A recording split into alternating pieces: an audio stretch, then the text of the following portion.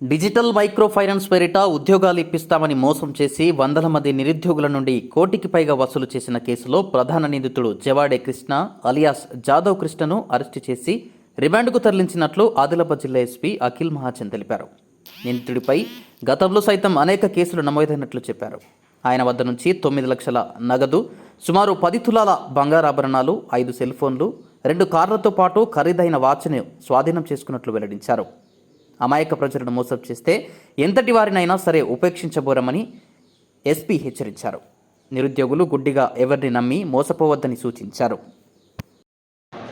Company పెట్టి SK micro finance ఒక bank ఏర్పాటు చేస్తారు. ఇట్లా ఒక బ్యాంక్ ఏర్పాటు చేసి చాలా మంది నుండి డబ్బులు వసూలు చేశారు. దాదాపు ఇప్పటివరకు ఐడెంటిఫై అయిన 240 to 300 మెంబర్స్ నుండి డబ్బులు వసూలు చేసి 20,000 నుంచి 1 lakh ఆ బేసిక్ జాబ్ ఇస్తారు, షూస్ ఇస్తారు, టీషర్ట్ ఇస్తారు. దాని వాళ్ళ నుండి 20,000. వేరే మీకు డైరెక్టర్ పెట్టాను నా బ్యాంక్లో, వాళ్ళ నుంచి ఒక్కొక్క లక్షలు ఇతను వసూలు చేశారు. ఏ రోజు శాలరీ ఇవ్వాలి అదే రోజు ఇతను పడిపోవడం జరిగింది. ఇక చాలా టెక్నికల్గా టెక్నిక్స్ వాడుకొని అన్ని ఆధార్ కార్డు వాడుకోలేదు, బ్యాంక్ అకౌంట్స్ మొత్తంగా వాడుకోలేదు. కొన్ని మంది ఇతను ముందు వాళ్ళకి ఫస్ట్ రిక్రూట్ చేశారు, ఆ కమిషనింగ్ ఏజెంట్స్ లాగా, లేకపోతే బౌన్సర్ లాగా. అండ్ వాళ్ళకి వాళ్ళ అకౌంట్స్ వాడుకొని మొత్తం మనీ రొటేషన్ అండ్ అన్ని ఖర్చు ఏమైనా ఎక్స్పెండిచర్ ఉన్నారో అది చేశారు. ఈ బౌన్సర్ పెట్టడం, మంచి మంచి వెహికల్లో తిరగడం, ఇతను ఫస్ట్ ఇదే ఇట్లా జనాలకి మోమాటలో పెట్టాలి ఇట్లా అది చేశారు. ఒక 2 బౌన్సర్స్ పెట్టి 2 గన్మెన్ లాగా పెట్టి బండిలో తిరగడం, బయట జనాలకి చెప్పడం నేను ఎన్ఆర్ఐ, నేను బయట నుండి వచ్చాను, జనాలకి మోసపోయారు. ఆ జనాలు కూడా ఇది ఇతను బయట నుండి వచ్చారు, 100% జాబ్ ఇస్తారు అట్లా నమ్మకం పడి ఇతనికి డబ్బులు ఇచ్చారు. ఇతను అన్నీ ఇంతకుముందు కూడా ఒక ఇట్లా పని చేశారు. ఇది ఫస్ట్ కేసు కాదు. ఇంతకుముందు కూడా ఈ బాంబేలో ఇతను ఉన్నప్పుడు, ఆర్ఎంపీ ఉన్నప్పుడు అది కోవిడ్లో ఫేక్ రెమిడిసివిర్ ఇంజెక్షన్ అమ్మారు. అప్పుడు కూడా పోలీస్ వాళ్ళు అయితే పట్టుకున్నారు. దాని తర్వాత కూడా నాగ్పూర్లో కూడా ఇట్లా ఎస్కే ఎంటర్ప్రైజెస్ పేరు పెట్టి ఒక కంపెనీ ఏర్పాటు చేశారు. అప్పుడు కూడా చాలామందికి ఫ్రాడ్ చేశారు. మీకు లోన్ ఇప్పిస్తాము, ఇంట్రెస్ట్ ఫ్రీ లోన్, లేకపోతే వెహికల్ ఇప్పిస్తాము. బట్ అప్పుడు ఏం కేసు కాలేదు.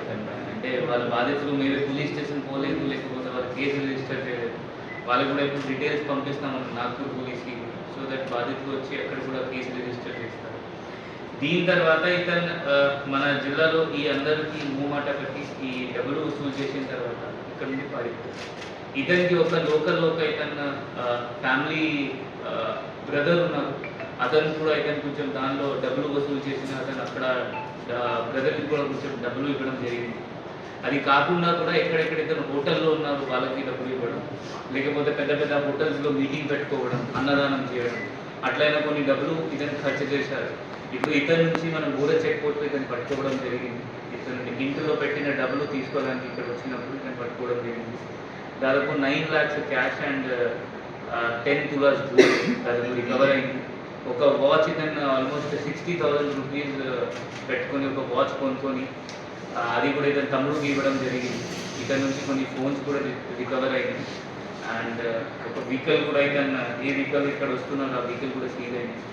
సో జనాలతో మనవి ఏంటి అంటే జాబ్ ఎవరు ఫ్రీగా ఇవ్వరు.